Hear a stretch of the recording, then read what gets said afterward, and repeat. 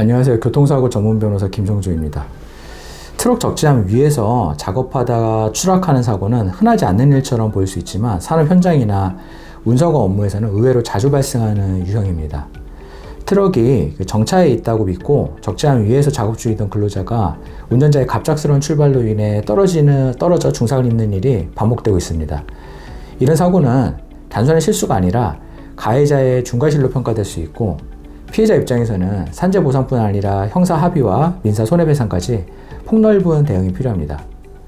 트럭 적재함 사고는 운전자가 작업자를 인지하지 못하고 출발한 데서 비롯됩니다. 피해자가 적재함 위에서 작업하고 있는 상황에서 운전자가 주변 확인 없이 차량을 움직였고, 그 결과 피해자는 낙상하며 척추 압박 골절이라는 심각한 부상을 입게 됩니다. 이러한 사고는 단순한 주의 부족을 넘어서 안전의무 위반이자 교통사고 처리 특례법상 중과실 사고에 해당할 수 있습니다. 도로교통법에서는 운전자에게 적재물이나 승차자에 대한 안전확인 의무를 명확히 부여하고 있습니다. 실제 법원은 적재함에서 작업 중인 근로자의 낙상 사고에 대해 운전자에게 주의 의무 위반을 인정하고 형사책임과 손해배상 책임을 함께 부과한 사례가 다수 있습니다. 피해자가 입은 척추 압박 골절은 단기간 치료로 끝나는 간단한 부상이 아닙니다.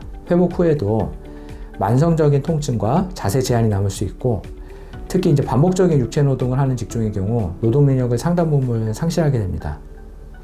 장시간 서 있기 어렵거나 무거운 짐을 나를 수 없다면 이전과 같은 직업을 유지하기 어려울 수밖에 없습니다. 이런 이유로 단순한 치료비 외에도 후유 장애에 대한 보상과 향후 발생할 수 있는 일시 수입을 포함한 민사상 손해배상 청구가 반드시 필요합니다. 치료가 마무리되었더라도 남은 장애와 기능 저하에 따라 장애 진단을 받아야 하고, 이 결과는 향후 합의나 소송에서도 중요한 자료가 됩니다. 또한 이런 중과실 사고에서는 가해자가 형사처벌을 피하거나 줄이기 위해 피해자에게 형사 합의를 시도하는 경우가 많습니다. 이때 피해자는 형사 합의가 단순히 선처를 위한 절차가 아니라 자신의 회복을 위한 보상 수단이라는 점을 반드시 인식해야 합니다. 형사 합의금을 통해 실제 치료비와 손해 일부를 보전받을 수 있기 때문에 너무 성급한 합의는 피해야 합니다. 형사 합의 전에는 후유장애 가능성 여부를 확인하고 보험사로부터 지급받을 수 있는 금액도 검토한 후 합의금의 적정 수준을 가늠해야 합니다. 또 형사 합의서에 민사상 손해까지는 모두 포기하는 내용이 포함되는 경우가 있어 반드시 주의가 필요합니다. 민사 소송까지 이어질 가능성이 있다면 합의서는 더욱 신중하게 작성되어야 하고, 필요하다면 피해자 입장에서 법률 검토를 받은 뒤 진행하는 것이 안전합니다.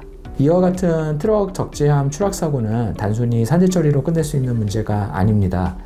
형사 합의와 민사 손해배상 청구까지 전체적인 법적 절차를 함께 고려해야 하고, 적절한 대응이 이루어지지 않으면 피해자가 제대로 된 보상을 받지 못할 가능성도 있습니다. 후유장애 진단을 받아야 할지, 산재보험과 민사청구를 병행할 수 있는지, 가해자 측이나 보험사와 어떤 방식으로 협의해야 하는지, 이런 모든 절차는 법적 지식과 경험이 있어야만 효율적으로 처리할 수 있습니다.